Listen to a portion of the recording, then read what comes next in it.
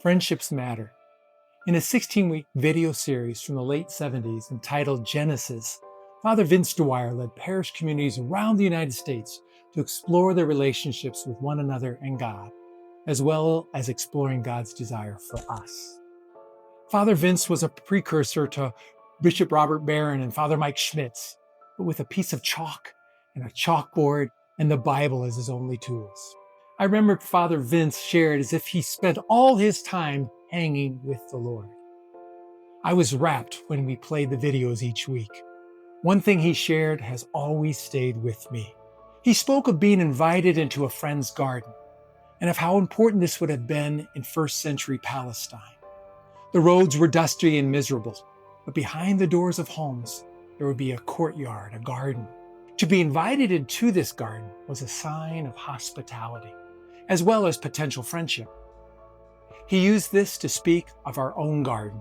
We invite folks into various parts of our lives, some moving closer to the center and others out to the edge. The closer we get to the center, the more intimate it is.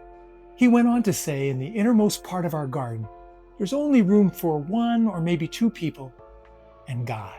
I believe Lazarus was one of those friends Jesus invited into the inmost section of his garden. In today's narrative from John's Gospel, we get a hint of the love shared by Lazarus, Martha, and Mary with Jesus. They cherished each other and were real with each other, as only friends who choose to be vulnerable with one another can be. The pain shared by Martha and Mary moved Jesus to weep for them and for his friend Lazarus.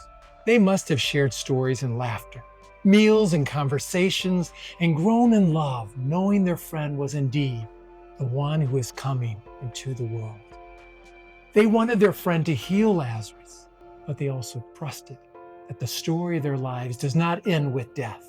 When Jesus asked Martha if she believes he is the resurrection and the life, whoever believes in me, even if he dies, will live, she does not miss a beat, but acclaims him as the Messiah.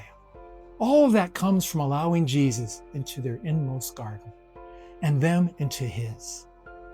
Do we believe that Jesus wants this for each of us? He desires that kind of intimacy with us. Father Vince believed it. Lent gives us the opportunity to seek the Lord, to cast aside our own self-deception, and to encounter the living God who desires nothing more than to be in relationship with us.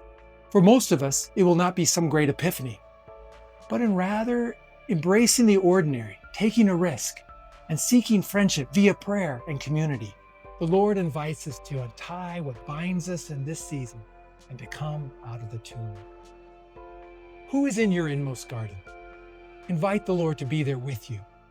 Who is in your circle of influence that you could invite to explore a friendship with Christ?